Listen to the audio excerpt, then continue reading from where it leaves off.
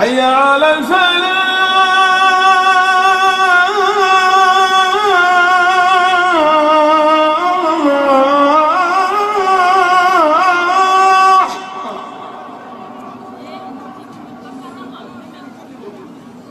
حي على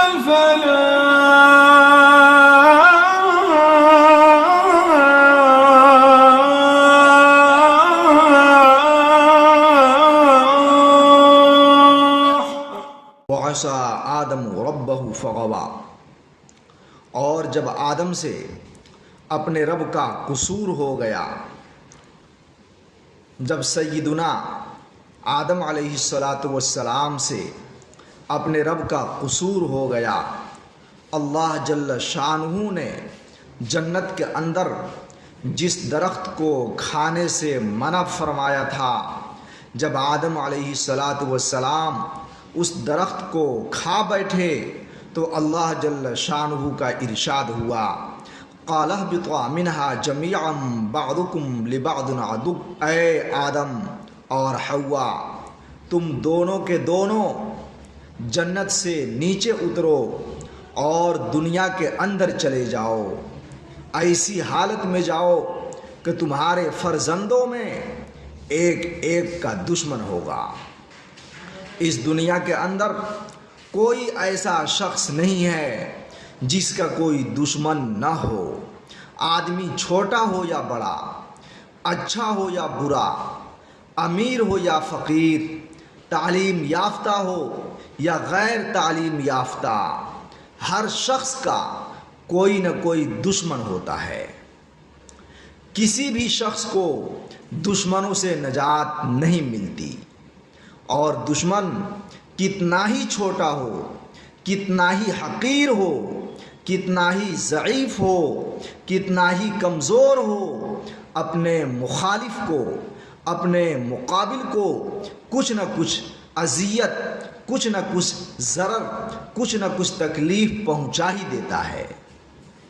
اگر سامنے آنے کی ہمت نہیں ہوتی، ہاتھ اور پیر سے مقابلے کی طاقت نہیں ہوتی، تو خفیہ تدبیروں کے ذریعے اور کم از کم اپنی زبان سے گالیاں بک کر ہی اپنے دشمن کو تکلیف پہنچاتا ہے۔ اس لیے دشمن کی ایذاؤں، دشمن کی تکلیفوں سے بچنے کی ہر شخص کو فکر ہوتی ہے، امیر کو بھی فکر ہوتی ہے، غریب کو بھی فکر ہوتی ہے، اچھے کو بھی فکر ہوتی ہے، برے کو بھی فکر ہوتی ہے، ہر شخص کو یہ فکر ہوتی ہے کہ وہ اپنے دشمن کی تکلیفوں سے، اپنے دشمن کی ایذاؤں سے کس طریقے سے نجات پا جائے اور کس طریقے سے بچ جائے۔ قرآن کریم نے دشمن کی ایذاؤں اور تکلیفوں سے بچنے کا بہترین علاج اور کامیاب نسخہ دو چیزوں کو قرار دیا ہے۔ فاصبر علی ما یقولون، اے نبی آپ ان کفار کی کفر آمیز باتوں پر صبر کیجئے، ان کی طرف توجہ مت کیجئے، ان کی طرف التفات مت کیجئے۔ وَسَبِّحْ بِحَمْدِ رَبِّكَ قَبْلَ طُلُوعِ الشَّمْسِ وَقَبْلَ غُرُوبِهَا وَمِنْ آنَاءِ اللَّيْلِ فَسَبِّحْ وَأَطْرَافَ النَّهَارِ لَعَلَّكَ تَرْضَىٰ، اور اپنے رب کی حمد و ثنا کے ساتھ اپنے رب کی تسبیح و تقدیس بیان کیجئے، سورج نکلنے سے پہلے، سورج غروب ہونے سے پہلے، اور رات کے اوقات میں اور دن کے اول اور آخر میں، تاکہ آپ راضی ہو جائیں۔ اللہ جل شانہ کی طرف سے آپ علیہ السلام کو دو چیزوں کا حکم دیا گیا۔ جب اہل مکہ ایمان نہیں لاتے اور ایمان لانے کے بہانے سے طرح طرح کے ہیلے نکالتے جب نبی علیہ الصلوۃ والسلام کو برے برے کلمات سے یاد کرتے، کوئی جادوگر کہہ کر پکارتا، کوئی شاعر کہہ کر پکارتا، کوئی مجنوں اور پاگل کہہ کر پکارتا، کوئی جھوٹا قرار دیتا،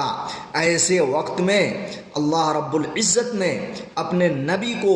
دو چیزوں کا مکلف بنایا اور دو چیزوں کا پابند بنایا کہ اے نبی، آپ کفار کی ان باتوں کی طرف توجہ مت کیجیے، التفات مت کیجیے۔ تو پہلی چیز صبر ہے، یعنی دشمن کی ایذاؤں اور تکلیفوں سے بچنے کے لیے صبر کرنا ضروری ہے، اپنے نفس کو قابو میں رکھنا ضروری ہے۔ دوسری چیز جو آپ علیہ الصلوۃ والسلام کو بتائی گئی اور جس کا پابند کیا گیا وہ اللہ رب العزت کی یاد ہے۔ اے نبی، آپ اپنے رب کی یاد میں مشغول ہو جائیے۔ تجربہ شاہد ہے کہ صرف یہی ایسی دو چیزیں ہیں اور یہ ایک ایسا نسخہ ہے جس سے دشمنوں کی ایذاؤں اور تکلیفوں سے نجات ہو سکتی ہے۔ ایک تو صبر کرنا، اپنے نفس کو قابو میں رکھنا، انتقام اور بدلے کی فکر نہ کرنا، اور دوسری چیز اللہ جل شانہ کی عبادت میں مشغول ہو جانا۔ یہ ایسی دو چیزیں ہیں اور ایسا نسخہ ہے کہ جس سے دشمنوں کی ایذاؤں اور تکلیفوں سے نجات مل سکتی ہے، ورنہ انتقام کی فکر میں پڑنے والا کتنا ہی طاقتور ہو، کتنا ہی بہادر ہو، کتنا ہی بڑا صاحب اقتدار ہو،